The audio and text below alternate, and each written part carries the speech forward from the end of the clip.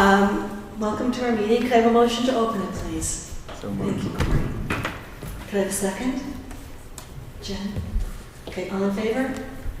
Aye, thank you.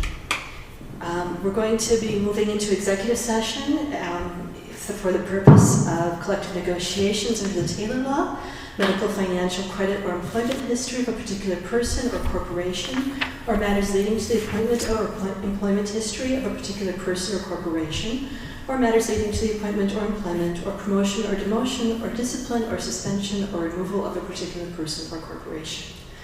Could I have a motion to approve moving into executive session? So moved. Second? Alexis? Okay. All in favor? Thank you. So the board will move to executive session now, and we'll reconvene in a minute. Good evening. Tonight is Tuesday, May 17th, and this is the Hendrick Hudson School Board of Education meeting. Can we all rise for the pledge, please? Pledge allegiance to the flag of the United States of America and to the republic for which it stands, one nation, under God, indivisible, with liberty and justice for all. The board is already in session. We've just left our executive session. So our next item would be to approve the agenda as stated. Can I get a motion to approve the agenda? Second. All in favor? Aye. Does anybody have any, do you want to do recognition first, and we'll do the consent agenda, right? Let's do Okay, so we're going to, next we have a very special event. We are doing a recognition of our valedictorian, Nish Mystery, and our salutatorian, Brooke Cavell.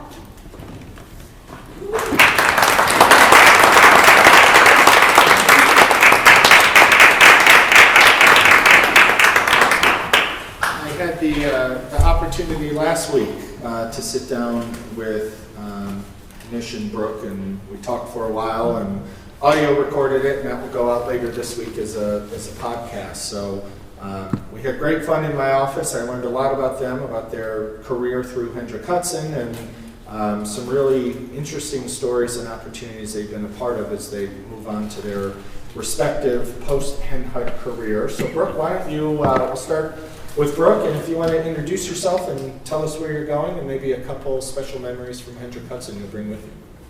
Hi, I'm Brooke Cavell, and I'm the salutatorian. I'm going to Cornell University.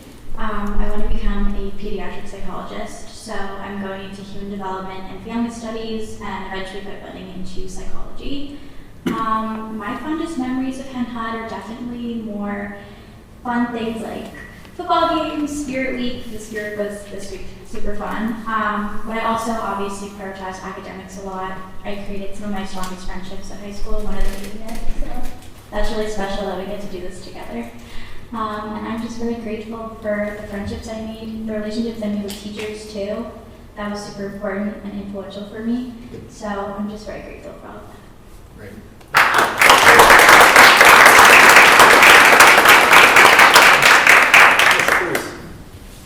And I'm Nish Mystery. I'm a valedictorian. I'm going to Northeastern University this fall, and I'm studying computer science and economics. So outside of college, I kind of want to go into tech and then quantitative trading on Wall Street. So super excited for that. And some of my fondest memories at Hen-Hud definitely have to do with the people. I think that's what makes Hen-Hud special. So whether it's teachers that, not only care about how you do in school, but how you're doing in your sports life, or whether you're having fun outside of school, and my friends, clubs, all that kind of stuff. I had an amazing time taking advantage of everything that Hen-Hud has to offer. So, yeah. And Nish, real quick, I don't want to. We'll do a little tease of our podcast, but you said something really profound about during the pandemic finding balance. If you could just briefly talk about that, that was really interesting to hear. Yeah, I think in the beginning of high school, I didn't balance properly. I kind of focused too much on school, probably why I ended up here, but I don't think it was the healthiest thing for me. And over the pandemic, I kind of realized how to take a step back from, stressing so much about school. And I realized that, even if I don't dedicate all this time, just, take a little bit more time for me, for my friends, family. I literally do the exact same, like my grades are just the same, if not better. So I kind of realized how important balance is, and I've been trying to take that into all facets of my life now. That's really important. Yeah, it's great to hear, and very profound revelation again. They're very important for all of us. Thank you. Thanks for sharing. We'll see you next month at graduation.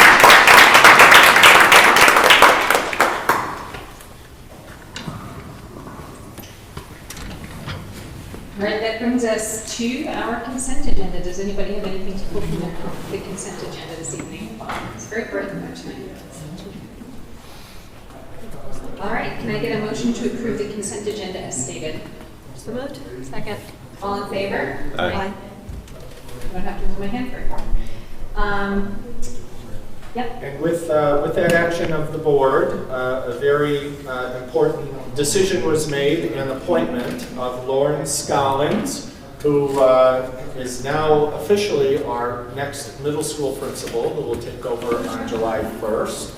Lauren survived at least 3 interviews with at least 30 different people throughout the month of April and into May. And while Lauren is joining our school district, she is from not far away, maybe 5 miles away? Whole 12 minutes. 12 minutes. So we're going to let Lauren introduce herself and tell the board and the community a little bit about her and what drew her to Hendrick Hudson. Thank you so much. I am Laurence Feldman and so honored and excited to be here.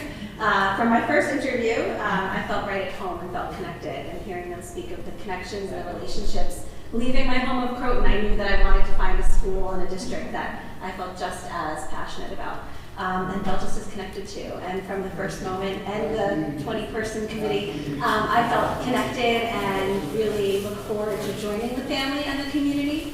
I do live close by and always looking for something to do with my dog. So I will be a part of the community during the school day and outside of the school day as I look forward to joining and eagerly await learning a little bit more about everyone and the community itself. And Lauren had just shared with me before the meeting that as she told her staff, as we had a dual announcement late Friday afternoon, that many of her colleagues from Croton are now going to be parents of hers at Bloom Mountain Middle School, to your surprise. So when I announced with my staff on Friday afternoon, around the K-12 alert, I had claps and cheers, and one particular mom who was overwhelmingly jumping up and down, and everyone is looking at why is she jumping up and down? She's going to be my kid's principal. I get to keep her. So it was a very exciting moment, and I had many come up to me and say, well, in 2 years you'll have this one, and in 3 years you'll have this one. So it feels right, like I'm at home. Congratulations. Thank you for joining our team. And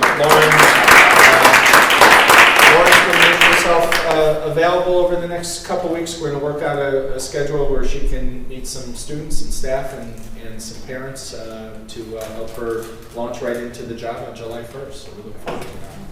Congratulations on Hendrick Hudson. And you don't need to stay, Lauren, so this is the time to hustle out of here. Thank you. You won't be offended. All right, so this is turning out to be a great evening already, and we're going to follow that up with our items that are removed from the consent agenda, which you may not think is that exciting, but there are donations. So we have 2 of them this evening. One is a donation for $500 for the Barbara Katzenstein Scholarship Fund. The Office of Special Education has received donations in the amount of $500 to be utilized to pay for partial summer camp funding for students with significant handicapping conditions. So that's a very generous donation, yet again, for the Barbara Katzenstein Scholarship Fund. Very happy to present that. And the second one is the donation of a weather station, also very exciting. The Hendrick Hudson Central School District has received a donation from Mr. Steve Myers of a used weather station manufactured by Davis Instruments and is a Vantage View Pro 2 wireless unit. Which students are going to benefit from this wonderful weather station? Well, we're not entirely sure. Steve is one of our lead technicians with Edutech, and so he got into weather as a hobby and has some very significant equipment, and he's downsizing and can't bring it with him. So we're going to, he's going to educate us on how best to use it, and we'll match it up with the curriculum and with our science teachers to determine which curriculum it might fit best. Excellent. Can I get a motion to approve, I can't see anybody tonight, Can I get a motion to approve these donations, please? Motion. Can I get a second? All in favor? Aye. Thank you. That will bring us to our, Westchester Putnam School Board Association. Sorry, I went straight to board election and budget, and I'm like, that's not till later. Lisa? Yeah. All right, so tonight, we are going to be talking about the Westchester Putnam School Board Association annual budget and their election for officers and Board of Directors members. You each received earlier the materials that go along with this. The thing to notice is that there is a 3% increase in the dues for each of the member districts, which is us. That averages to an annual increase of $30 to $137, depending on the size of your district. So it's not a huge increase, but it is an increase. And so we're going to need to vote on whether we approve that budget or not. And then also there's a list of people, officers who are going to be there at the organization on the board of directors. We have as president Scott Levy, he's from Byram Hills. Vice President Marjorie Schiff, Cotonou Lewisboro. Treasurer is Patty Nishevsky from Rhinebeck. And Secretary is Kane Letizia from White Plains. And then we have a group of continuing directors with terms expiring at various times. And then we have new directors and also nominees for elected seats in the nominating committee. So I think that's pretty much it. If anybody has any questions about any of those positions or the budget, I can try to respond. Okay. Do we call for the vote, or you want to take care of it? Lisa, why don't you call for the vote? Okay. All right. So everyone who's in favor, or could we? I'd like to make a motion that we approve the annual meeting ballot, which includes the Westchester Putnam School Board budget, which I guess we should vote on separately. So let's say the budget first. All in favor of approving the Westchester Putnam School? Oh, I need a second. Yes. Do I have a second? Second. Okay. Okay. All in favor of approving the Westchester Putnam School Board Association budget? And then with the officers for 22-23, the slate of officers and also members of the Board of Directors. Could I have a second to vote on that? Second. Thanks, Sally. And then all in favor of that slate? Aye. Thank you. Thank you, Lisa. Thank you for all the work you've done with Westchester Putnam School Board Association. That brings us to our superintendent's report. Yeah, I have a couple updates before we turn it over to Margaret, who has some visitors who will present with her. One is a COVID update. It's been a while since I've given a COVID update, but it is still alive and well in our community.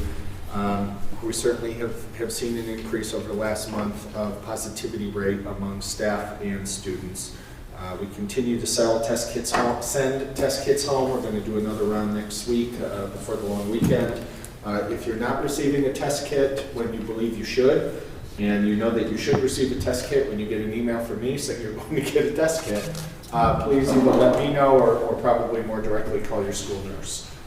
We have plenty in stock, and so if you're not receiving them, it's not because of inventory.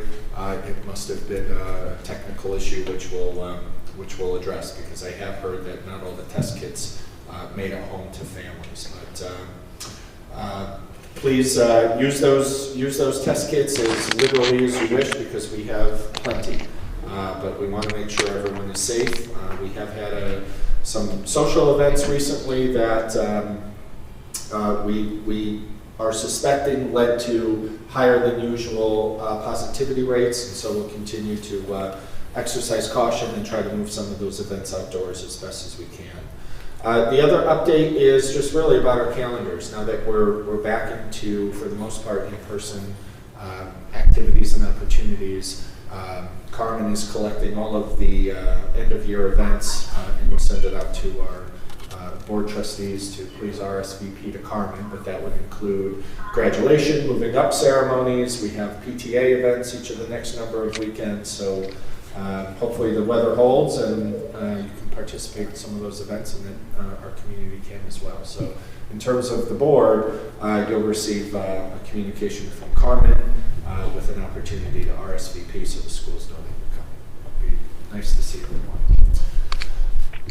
And that's it. Turn it over to Margaret. Good, thank you, Margaret. Presentations. Are you ready? Am I getting up? Yes. Okay, we are ready.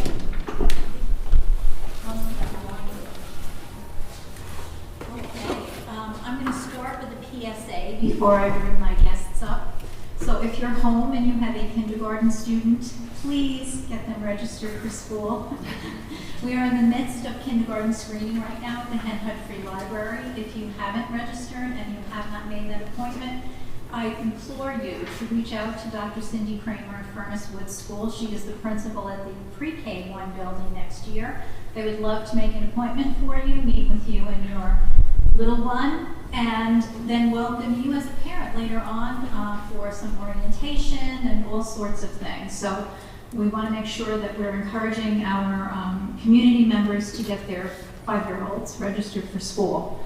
I'm going to bring up to the podium, since we're starting with UPK, 2 people who are probably very familiar to much of our audience. So Dr. Jen Lefevre and Mrs. Tammy Emanuello are veteran kindergarten teachers in the district, and they raised their hand for our first pre-K program. So they prepared this PowerPoint, and they will talk to you a little bit about where we are in the process, the conversations that we're having together, the excitement that all of us feel about what's coming our way, and I will get out of your way.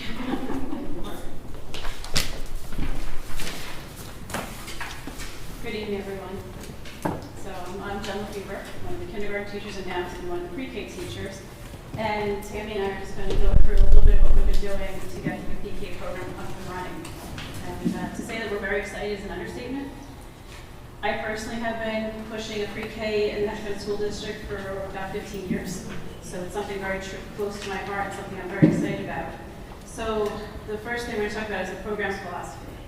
We're not looking to create a mini kindergarten. It needs to be something that honors 4-year-olds. Some of the children coming to our program are going to be 3. They don't have to turn 4 until December 1st. So there's a big difference between a 3-year-old turning 4 and a child that goes into kindergarten 4 turning 5. So part of the philosophy of our program is that what we do is going to be very developmentally appropriate for these children. Hands-on, play-based learning, very active learning, inquiry-based, using the children's interests as well, and to really preserve that sense of wonder. One of the things that we will be looking at is, if you think about developmentally appropriate curriculum, you kind of start from the top down, and not giving them pencils and writing utensils until they're ready, developing the gross motor to the fine motor to the academic pieces. So how we're going to get there will be through developmentally appropriate curriculum that we decide to choose, what we build upon. Anything we find, we're probably going to tweak a little bit. And some of the big pieces are going to be looking at social and emotional learning, something we're seeing kindergartners needing. We need to bring that down to the 3 and 4s as well. These are what I call, they're called the soft skills, but they're really the most important skills. These are the skills they need to be able to go to kindergarten ready to learn. Being able to work together, being able to sit for 5 to 10 minutes to listen to a story, being able to wait their turn, take risks, try things. So these are all the things that we'll be working on within this program. And if you look down at the PowerPoint, one of the last things was to build independence and routines for learning and preparing them for kindergarten for life. We're really building life skills for these children, giving them what they need. COVID took away a lot of things for a lot of young children. We need to bring back a lot of the old school ways of doing things, hands-on, getting them outside, getting dirty, and really building them up from that way. So the next part we're going to talk about is the curriculum research that Tammy, Margaret, and I have been doing. So we've been comparing different programs that we see, other UPK programs that are being used, both locally in New York and across the nation. So we've done some research and compared things to see what are developmentally appropriate, not all programs are, what will meet the needs of our children. And what we've looked at, and we've narrowed down to a little bit, is we've looked at creative curriculum, tools of the mind, Frog Street. We're looking into Seeds, which is a program we just learned about on Friday from a woman who is part of Kidango, which is one of the California Bay Area's largest pre-K programs. They house over 70 different programs, and they are one of the programs that has the most developmentally appropriate programs, and they also run a wide range. So after speaking with her, we were looking at seeds and also Boston's curriculum. Boston's pre-K is another one that has been touted and been looked at to be very developmentally appropriate and successful for children. And then in addition to looking at all these programs, we have to see which ones meet the needs of our students, but also meet the New York State standards. And so we've been having Google Meets with people. We've met with Broad Street representatives in person. We have a meeting tomorrow with Tools in Mind, which is a program that is based on the principles of Vygotsky, which is a philosopher and a educational person that I have based a lot of my work on. It's a very social and developmentally appropriate way of teaching. And we've also met with some UPK teachers in the area. We spoke with one today from Wappinger. Wappinger's just started a UPK program in September. They're adding more programs for next September, and some directors and different program administrators. So we're doing a lot of legwork to make sure we have the best program in place in September for these children. So as Jen mentioned, I'm Tammy Emanuela. Some of you know me, some of you may not. I've been in the district for 23 years. Had the opportunity to teach kindergarten, first, second, third, and inclusion. So now I have to say that I am very honored to be an active member in developing the UPK program with Dr. Roller and Dr. Beaver. It's been exciting and positive, and I have no doubt that it's going to be successful. And with that, I get to talk about the fun part, because I want to talk about classroom environment. So when we walk in, we walk in, we want it to be bright, cheerful. We want it to be, like Dr. Wilfier was saying, hands-on. The kids are learning from play. You'll see, hopefully, and we're trying to correlate both of our classrooms and order all of the supplies right now of what we think we need. And we have been picking the brains of these people that we have been meeting with as well. What works best for them, what doesn't work best for them, what did you order that you don't think that you needed, what didn't you order that you wish you had. So we've been doing all of that. You will see a block area where the kids will be creating whatever it is that they feel that they would like to create that day. Hopefully we can label it and leave it up in the classroom so it's their work and their community. We'll have book nooks and geared around all the studies that we do. Again, we're still in the process of picking out what curriculum it'll be, but the book nook will correlate with that. Fine motor stations, the tweezers, and getting them to really focus on maybe squeezing out a sponge or putting together Legos or snap blocks, creating letters. Art center, we got some really cute art easels that are slanted and appropriate for their age, whether they're 3 or 4. We'll have the sand and water table, which we hope to be able to use it inside and outside, again, working with their fine motor.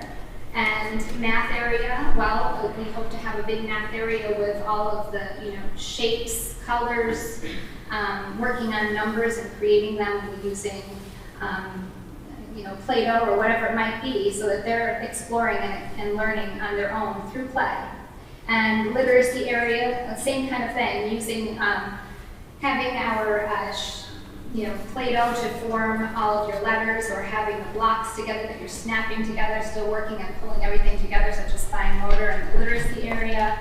Writing center, obviously different writing tools, but hopeful that we'll have them drawing pictures and being able to tell a story to all of us when they walk into the classroom.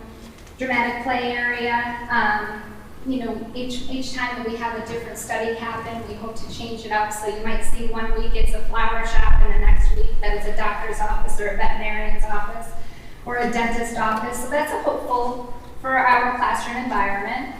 And then we're talking right now, again, we haven't developed what this daily schedule will look like, but it's our sample. Upon arrival, there might be some students who are having breakfast, and there might be some students that are going to an interest tabletop activities, and that's the time that we'll be able to walk around and see how they're all feeling for the day and get to know the kids, and how we might be able to help them or assist them for the day. Then we'll go up to our morning meeting, calendar, months, dates, counting, poems and songs and all of that fun stuff. Read alouds we'll do as large group instruction, and have time for them to be able to turn and talk and get to know each other and explore big questions at in a fun way for the younger ones.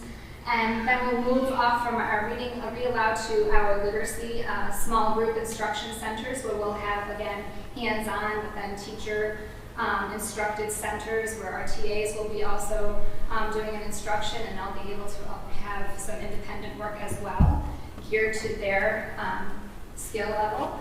And then we will move to outdoor time, gross motor, and then to lunch recess. We are talking about what lunch will look like. We've talked about family style. We've talked about going to the cafeteria. We're not quite sure what that will look like right now. They will be buying lunch, so will they stay in the cafeteria or will they come back to our room and have family style? We're not sure so much yet, but we're working on it. Quiet time, we'll gear it towards each individual. Do they need to rest? Do they need to just have a quiet time with a book on, or just have time with one of the teachers? What do they need?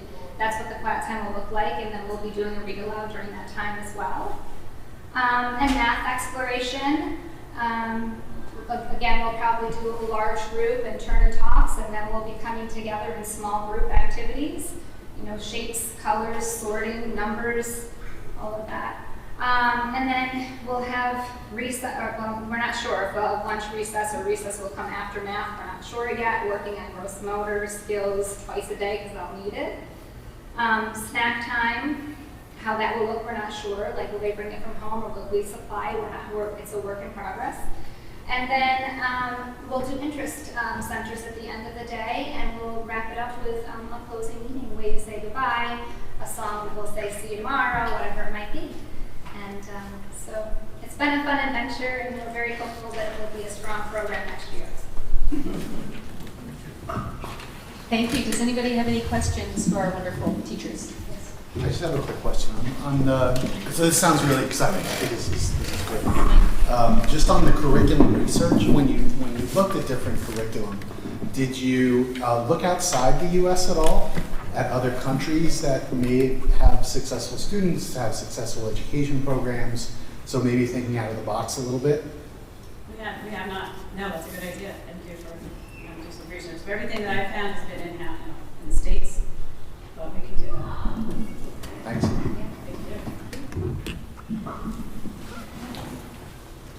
My question is a little bit, sorry, just a quick question for maybe people listening, but this is kind of crazy, but it's the mom and me. Is there a potty trained requirement for September? No, there is not. Okay. Because there are threes that still struggle. Yes, they are not required to be potty trained. So I want to just say thank you, Corey, because I can think of a fabulous field trip that we can take. It is well known and well researched that Italy has the finest preschool programs in the world. And I think we could visit some of the Maria Montessori original sites, Amelia Reggiano. Yes. So your get Zoom- those plane tickets going. So Margaret, your Zoom is broken? Is that it? It's too hard for language barriers. Oh, okay. You have to be there first. Right, yes. Anyway, that was a great suggestion, and we will look abroad, but, Italy does have a great reputation for that. So that is, and we certainly all know we have Montessori right here in the States. That does require specialized training, but it doesn't mean it isn't something that we could take a look at and certainly model. So we are going to switch gears a little bit. Oh, I'm sorry. Wait, one more question. We hadn't finished questions. I just wanted a reminder of the lottery dates. Could you go over that for the community again? Thank you. Okay, so we are rapidly approaching May 19th, which is Thursday, is the deadline for any local collaborators to step forward and state their desire to partner with us. If we have no collaborator, or if we have collaborators that can't check all the boxes when we go through their report, then we will go back to pulling the lottery from the original slated folks that responded back in April, and that will be Friday.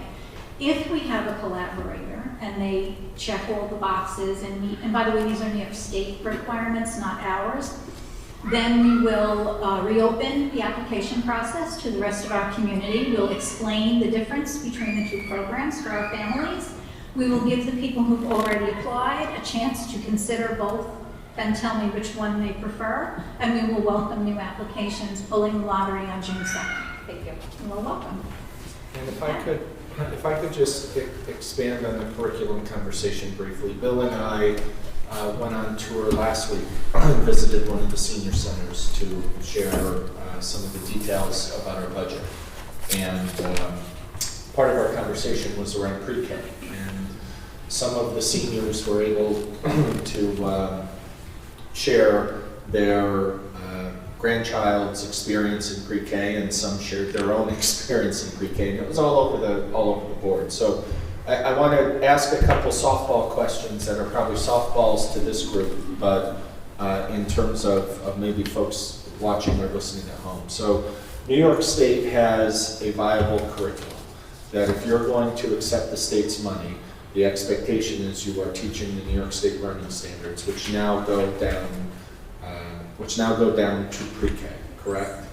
Yes. And that those are posted and they're public, and that the companies we're looking at, or our field trip to Italy, our goal is to line up resources to match the expectations of that curriculum. Yes. Correct. But it's not what it used to be.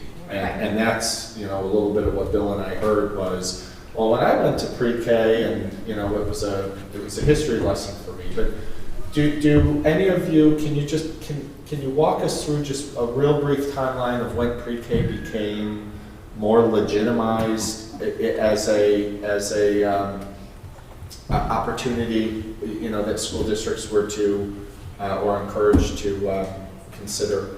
Because just in our conversation, from 60 years ago to now, I got the impression, just engaging with a group of I don't know, there were 30 or 40 of them. It was interesting for me to see how quick the pendulum swung. And then I even shared with them Pocantico. Enrique lives in Pocantico. They were starting a program for 3-year-olds.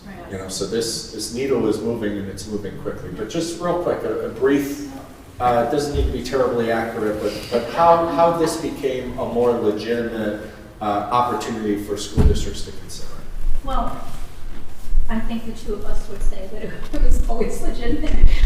All of us having started in early childhood. I would say, I don't know if it was the first iteration of the Common Core, like way back, that included pre-K standards, but certainly the second version made a much bigger deal out of the fact that by that point the city was already like gung-ho, and so they said, okay, it is absolutely still play-based and learning center-based. Interest centers, as Tammy mentioned earlier, we're looking at developing the whole child, but there were clear expectations that, again, I think Jen said the right thing, we're not looking for a mini kindergarten experience, but we are looking for our little guys to be ready to learn when they come to kindergarten. And a lot of that is social and emotionally based. So we will, we've done, I think, our homework. Every time we meet with somebody, we always ask them, are you New York State aligned? And all of the vendors know that there are New York State pre-K standards, and yes, if they can't check that box, they're not likely to get much interest from this particular state. So I don't think we're the only state with pre-K standards, especially now, but that would be it in a nutshell. We do want, we all have the same philosophy, kids need to be outside a lot. We want to make sure there are multiple opportunities, and they have great classrooms because their classrooms open up to the outside, and you have to go in the hallway and you think disturb people. They have a door that goes right out to the side yard. So we're talking now, like, should we have maybe some tricycles and the big fat wheel bikes out there for them to play with, and obviously helmets and things. So we are trying to think of a very rich, but also developmentally appropriate day for kids. And it's a long day, a full day for 4-year-olds, some of whom will only be 3 when they come to us. So we do have to understand that, I know a lot of parents asked us in the Q&As that Cindy and I hosted about nap time, and we said not really nap time per se, like you used to take a cot out and everybody would lie down, but quiet time for sure. And you may find kids who will find a cozy spot and nod off. Hopefully not a teacher. But we do want them to have an opportunity to kind of turn the lights down, play a little soft music, read to themselves, or maybe with a buddy or color or something, just to chill. So I think we have the right team in place. So we're all excited about what this can look like. Margaret, can we just talk about how Kinder Camp fits into this, and if you have any updates on that? Kinder Camp, well, you see, she's the Kinder Camp expert. No, I'm here tonight for multiple reasons. So, you want to talk about Kinder Camp? So Kinder Camp is, we're focusing on the kids that haven't gone to preschool yet, because they're the kids coming to kindergarten. So it's, for next year, I don't know what it's going to look like. For this year, we do have Kinder Camp happening, and those will be the incoming kindergartners will go, and we're going to be utilizing a local preschool space since we're having so many moves happening. So that will stay. If I do a good job with the UPK, we're kind of pushing Kinder Camp out. Like Kinder Camp was the Band-Aid for UPK. When I started it 15 years ago, it was in lieu of having a UPK program because we didn't have enough money to do that, to do it correctly. So it's always been back here, and now I'm getting to do it. And the other beautiful part that we have this year is Tammy and I are both kindergarten teachers. We know where the kids have to go, and we're seeing the problems that the kids are coming with because they're having inappropriate pre-K experiences or not having any pre-K experiences. So that's why it's very important that they're developmentally appropriate, because we do know, damage is done. When kids are doing things before they're ready, it's more detrimental than any good. So pushing kids before they're ready is not getting us anywhere. You might see some positives early on, but you lose them by the time they get to third grade. And that's not what we want to see. We want to see growth that continues. So we really need to go through this cycle and see what we come up with, especially if we do have a collaborator. We'll be able to take more of our kids in the community into a program. And then we may look at, the end of the year and say, how many more children that will be coming to us in K were not able to have this experience, and perhaps that's a small Kinder Camp program.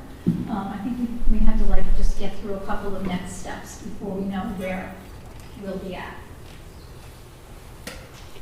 Yeah, just continuing on that, the Kinder Camp, we've discussed this a couple of times already. I'm happy to hear you're not just going to write it off, the Kinder Camp, because my concern is, we're not doing the pre-K for all students, and the Kinder Camp, that's based on lottery, and the Kinder Camp is based on need. So unless we expand, which I'm more than willing to look at that and encourage that, our pre-K, so if we're servicing all kids with pre-K, yes, then Kinder Camp seems obsolete at that point. But with just a small fraction, I would be cautious in going that way based on how the two different groups of students are selected. Yes, and definitely if we have a collaborator, that will be a different conversation than if we don't have a collaborator. And we know we're leaving out a larger group of kids, some of whom will still go to pre-K somewhere regardless, but many will not. So then we want to be able to offer that if we need to next August again. So as we go through this year together, we'll figure out what the next right thing is to do. Okay. All right. Thanks. Anybody else? Thank you very much, Dr. LaFavor. Are you staying up for the next one too? Tonight. Oh, well, welcome. Thank you for presenting. All right. Okay, so our next presentation is about Words Their Way. It's a new phonics spelling word study vocabulary program that we have acquired in the district. I just want to give you a little bit of history, and then I'm going to ask two of our teachers who obviously have worked with the program to talk a little bit and maybe answer questions. So how we started. In the dark ages before COVID, I think it was 1819, we kind of had some informal conversations together about what we were doing with K2, which is using foundations, and not doing at 3-5. So there's always been, I'll say, a requirement for teachers to have word study as part of their literacy block, and we had a more formal program at K2 and something that the teachers were working on creating based on what they were teaching and what they were seeing from kids writing at 3-5. So we came together because people said, I'm not so sure, maybe we need something. Other people said, I'm not so sure that this program meets all the needs, and so we created a word study committee. Next slide. So we had a a lot of people. I cannot give you the slide, I think, with all the names of the folks who were in this. But there were a lot of teachers across K-5 who came forward to be willing to look at what is available and what do we know about these programs. At the end of the day, we determined that it would make sense for us to do a K-5 pilot. And so we had teachers across the 3 buildings and across the 6 grades, you see their names, step forward to pilot one of 3 programs. So we had everybody K2 teaches foundation, so we kept that as a control group. And then we asked other teachers, and Jen Lefevre was kind enough to pilot Words Their Way. Nikki, who's actually here to talk about Words Their Way, it just dawned on me, you were the TC pilot, right, yes. So she's got all kinds of experience. So we ran the pilot, and then we ran into COVID. So we had a year of the pilot, and as we came back into 1920, that was half a year that we got jammed up with COVID. Next slide, please. So we got together the end last spring, I think it was, right around this time, and said, okay, can we make a recommendation? Do we need, more time? What do we think we have to talk about? And the consensus was Words Their Way was the program of choice. Interestingly, again, I offered that it could be something at K2 and something else at 3-5 if we thought that was appropriate. But overwhelmingly, folks wanted one program that spanned all the grade levels. So we met over the summer with a few teachers that had been part of the work to determine how best to roll this out because, people have been a little stressed during COVID and hybrid instruction and then all kinds of crazy things. And we didn't want to add to their plate. And we recommended a 3-part rollout. So if you wanted to come on board, there was a September training. We had PD in the district. We bought materials. Next group wanted to take a breath. They came on board December, January. Same thing. We bought you the materials. We had the PD people come back. The third group just finished getting their PD. So by September, and that was the goal, that for next September, everybody would have had the training, would have the materials ready to go, and that's where we will be in September. So this year, people have been using it, some since the beginning of the year, some since mid-year. I'm going to guess the people who are just stepped into the training last week, they may play around with the word inventory, but I don't know how much actual instruction they'll get to in the last couple of weeks of the school year. Go ahead, Greg. So Meg McConville, a fabulous grade 5 teacher from BV, was also part of the pilot and part of the group that spoke up about, her success with the program. I can't read that, so I know it's in your handout. Those are Meg's words about the program and her experience with it. And she's been a very strong supporter of it at 5th grade, has worked with her colleagues at BV to help them through how do you set it up, how do you work it. Another interesting facet of Words Their Way is the organization of teacher materials. She's been very instrumental with helping people get comfortable with it and feels that she's seen a tremendous difference for her kids as readers and writers. And unbeknownst to me, another fabulous 5th grade teacher, Rita Manny, who's retiring this year at Frank Jade, has told us that she always used the Words Their Way spelling inventory, but never had the program. But she used the inventory assessment to help her work with her kids in her classroom.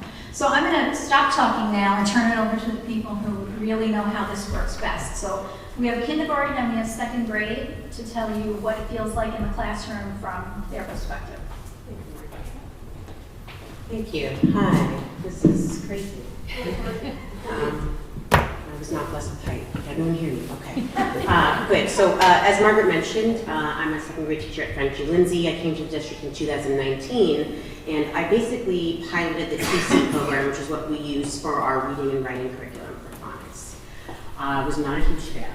And the reason that we kind of chose Words Their Way is because we found that the other phonics programs like Foundations and like TC were not really able to differentiate for the needs of our learners. So it was more like when I was teaching TC, it was a whole group lesson and we follow the I do, then we do, then you do model.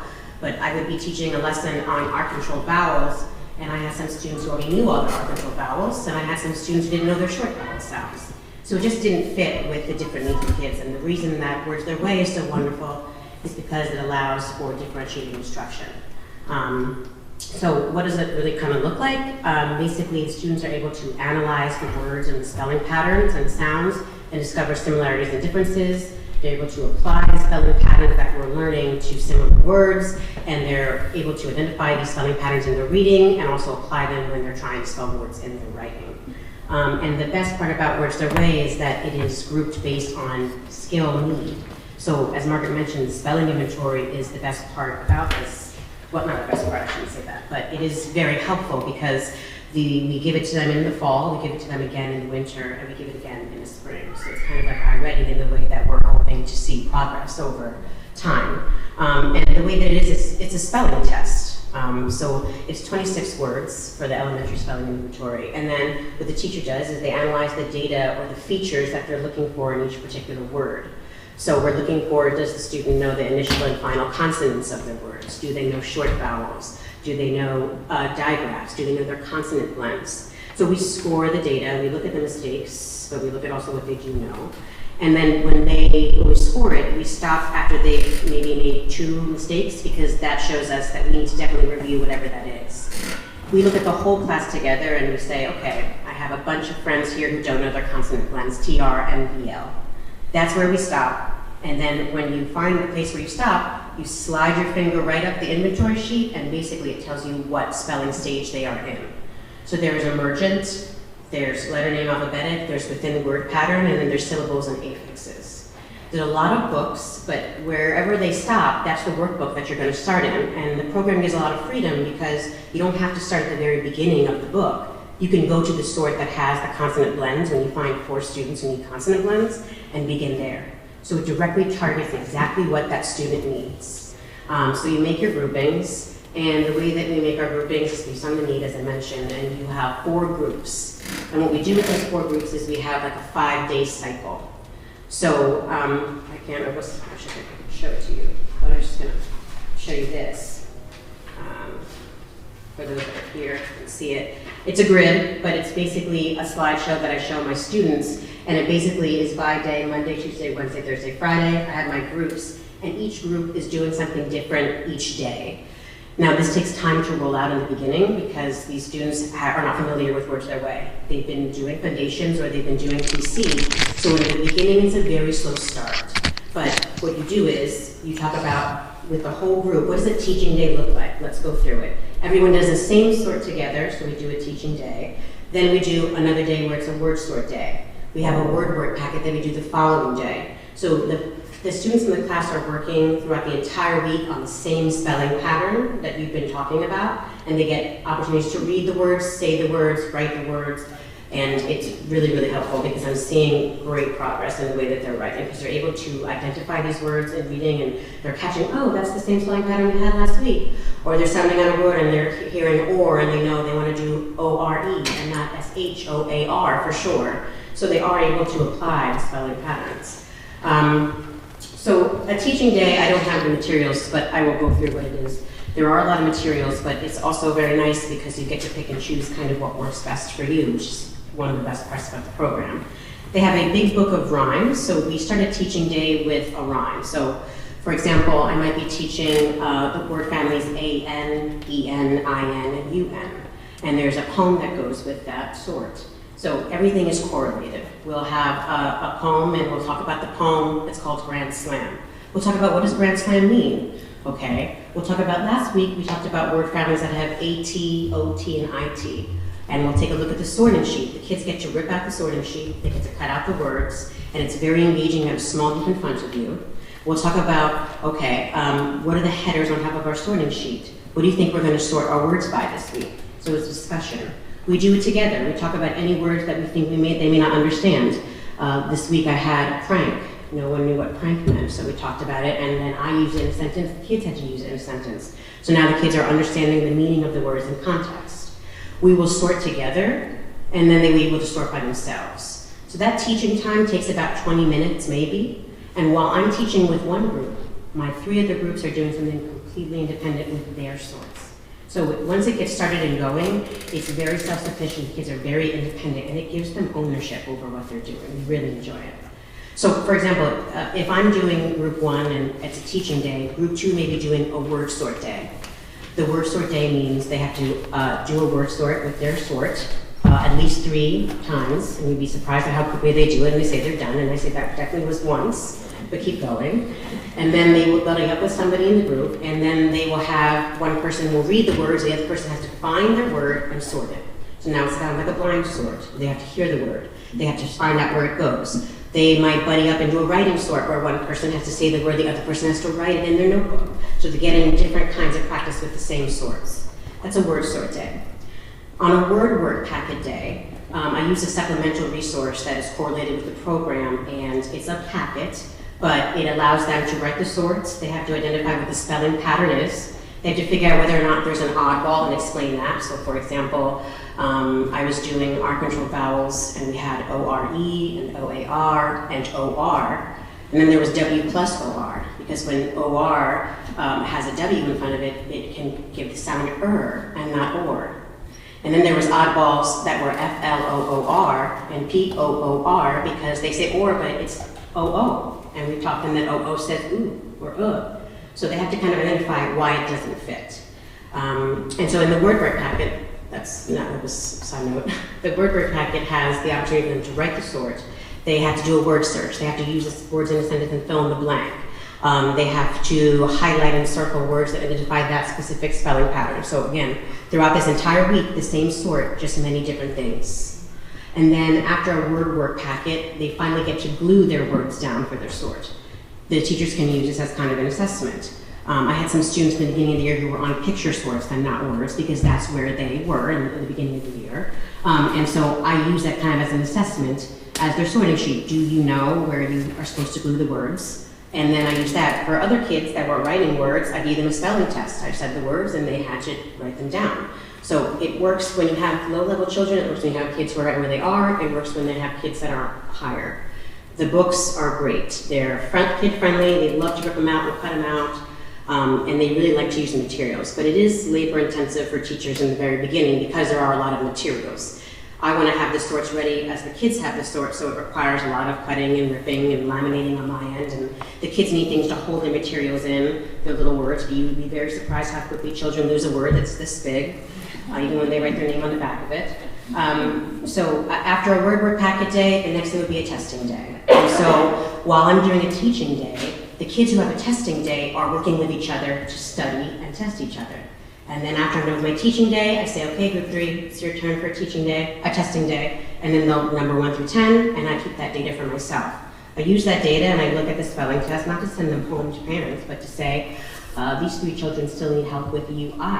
And that's what I take, and I look at, okay, let's review UI the next day. So we're using the data that we're getting from the spelling to then drive the instruction further, based on what we're seeing.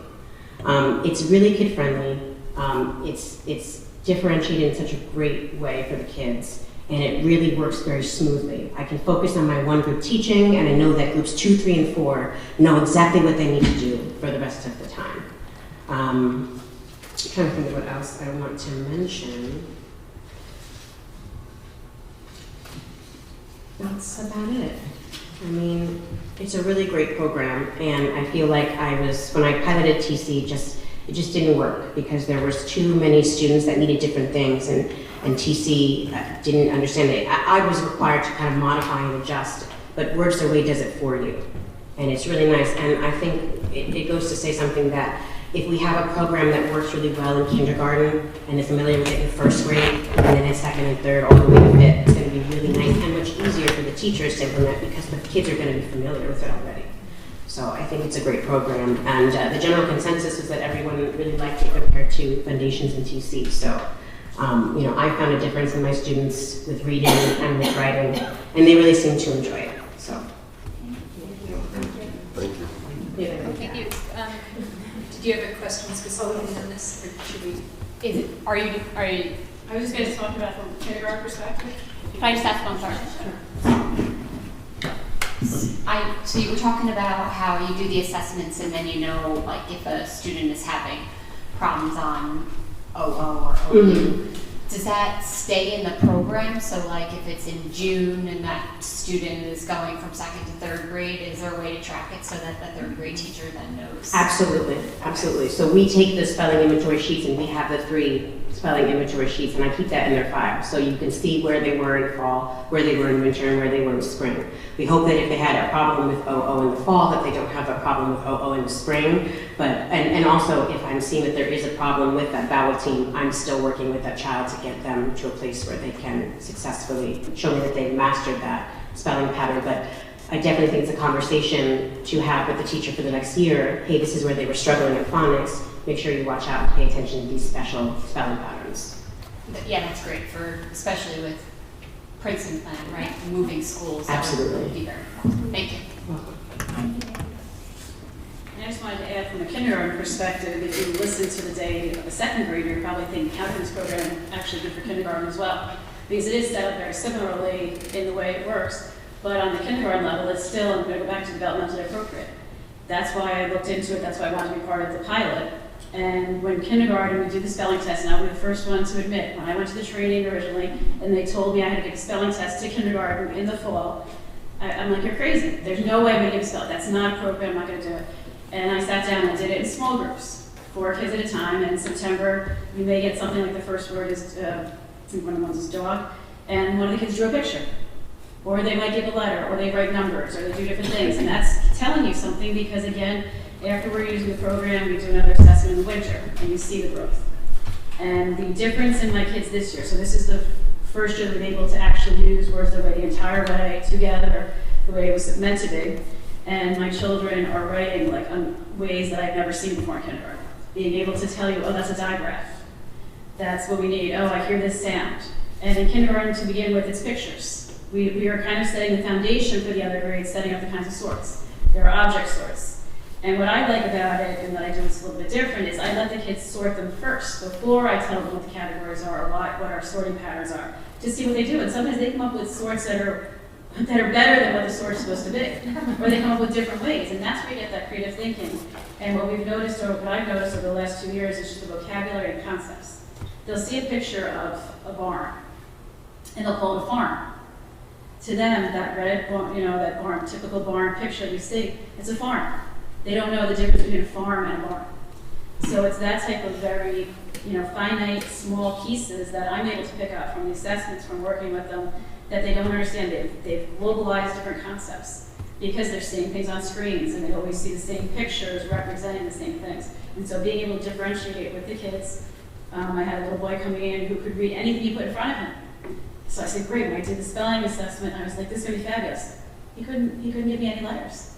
He can read everything you put in front of him, but he didn't know a was big. And that was eye-opening. Like, wow, I had to really focus on his phonics skills. He doesn't have that. He has this other piece. But he hasn't now applied, he has to apply these skills to actually writing letters. And so, I was listening to second grade thinking, wow, but kindergarten it's doable and it's great and we see growth and progress and it's developmental.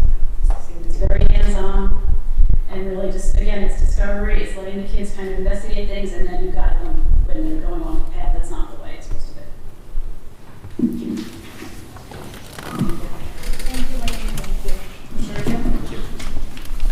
Connecting this to the previous presentation, does this provider Words Their Way? There is a pre-K version. There is, okay. Yeah. And that's kind of how I found out about it. Words Their Way's been around for quite a while, and it was always an early childhood, early learner. So there is a pre-K version that we can incorporate into it. Great. First of all, thank both of you because this It's fabulous. Lisa's signing.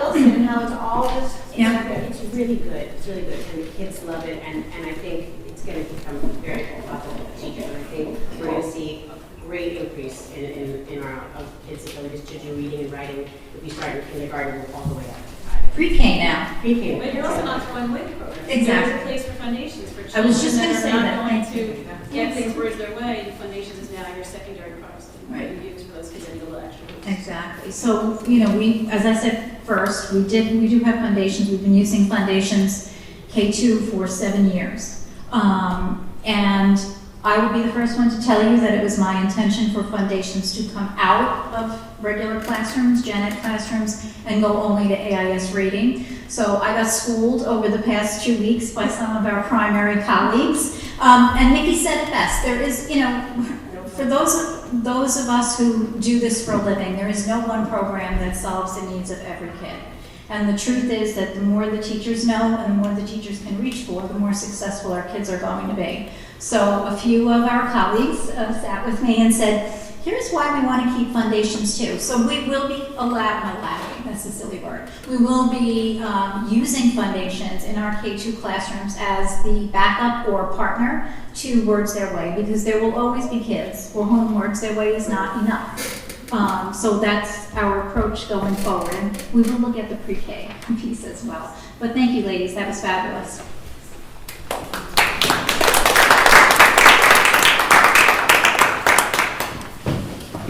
Thank you very much. That was really enlightening. Jane, do we have anybody signed up to speak this evening? No, we do not. Okay. So I am going to forego reading the guidelines for addressing the board. If you would like to speak in the next meeting, they are available on our website. You can contact Carmen Koch as well for guidelines. That will bring us to our committee reports. Anybody have a committee report? All right. Board comments or new business?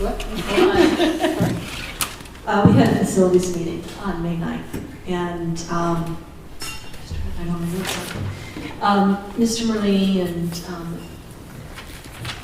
Mr. Caroline went over some of the things that are happening with our facilities and the directions we're intending to go.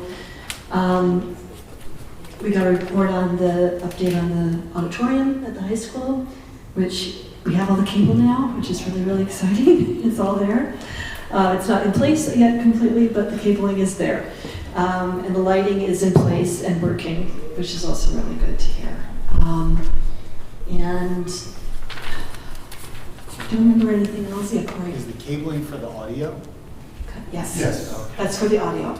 So the speakers are in place, and all the parts of the audio are there, and they're working on the cabling, but there's been so much use of the auditorium recently, they can't get it in place yet. But it should happen soon. Really, really soon, right? Did you want to add anything, Jill?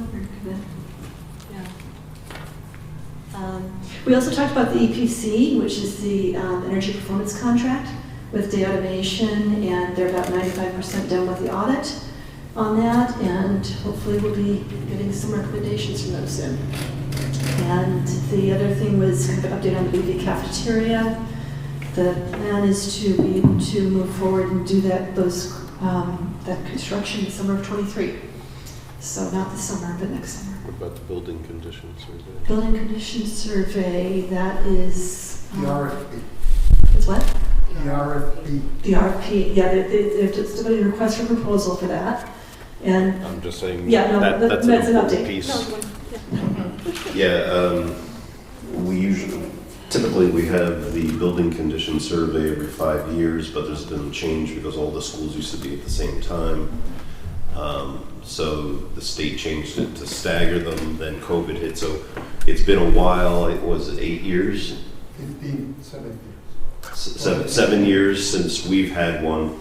And it's going to be another couple if we go with the state, another couple of years if we go with how the state has scheduled us.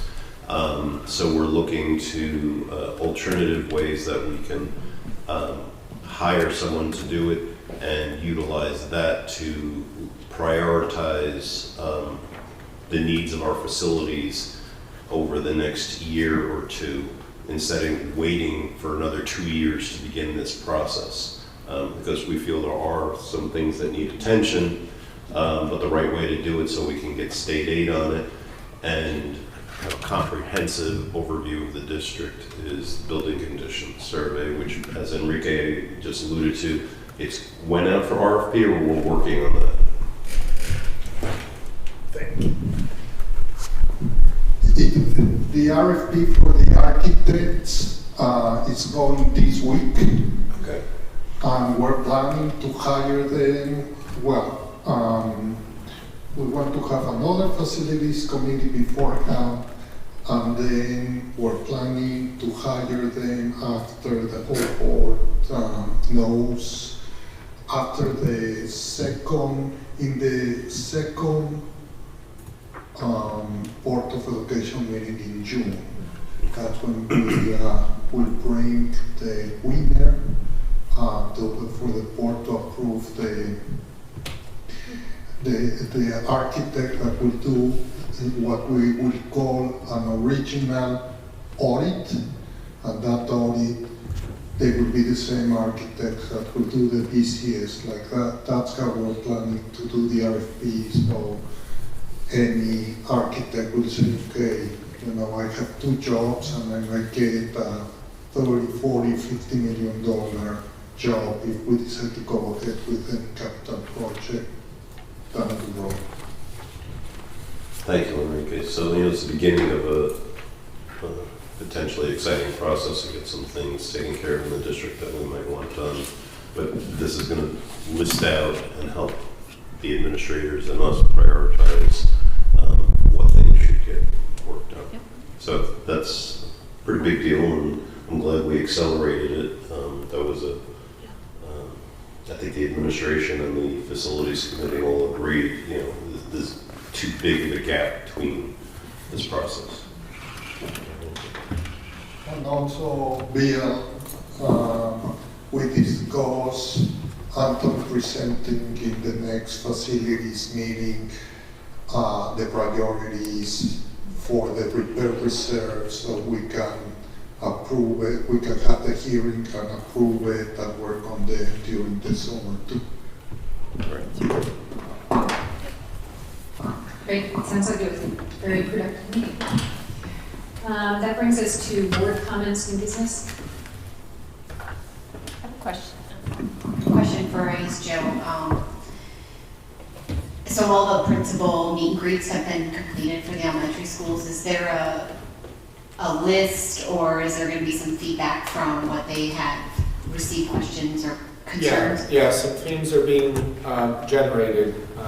As you would imagine, they're much grade level specific than they would be if we weren't in Princeton. So Margaret and I have some meetings coming up with the group as a group, and then separately to try to chip away at some of their specific ones. For example, we're talking about pickup and drop off at Frank G. And how we can best stagger the cars and the buses to make sure parents who are driving their children. Right now we estimate, or Liz estimates, about 30% of elementary children do not ride the bus. So we think that might be a little bit higher next year. I know the 3 principals are going to send out a survey. It's not binding because we can't deny child transportation, but that will help alleviate some of those concerns. So each of them have a little different themes that came out, I think, and they're going to report one of the next board meetings. I don't think in any of their 5 principal meetings there were more than 35 parents.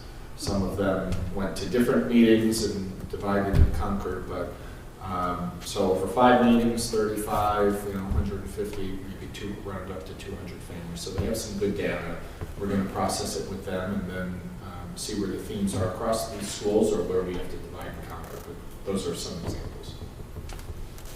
Thanks. 200 more than we got in our budget meetings. That's true. How much did we get for our budget meetings? Enrique and I did an 8-meeting show, a budget roundtable. We did 4 in-person meetings at the free library. We did 4 virtual meetings, and we'll find out in an hour if our meetings work, because we did not have any customers at any of the 8 meetings. So maybe our budget presentations and our communications efforts and everything, eliminated any doubt or any question. But yeah, for 8 hours, Enrique and I stared at each other, but we had good bonding time. But no, we didn't have any participants. We plan vacation. Yes, where we went on vacation. Thank you for doing that and making yourself available to the public. It's a little disappointing that nobody took advantage of it. That brings us to the end of our meeting. Can I get a motion to close? Can I get a second? All in favor? Aye. Our next meeting is June 1st or 2nd. Anyway, it's early in June. 1st. 1st, that's right, okay. 7 p.m. right here. Bring your sunglasses and visors. It's getting bright in here.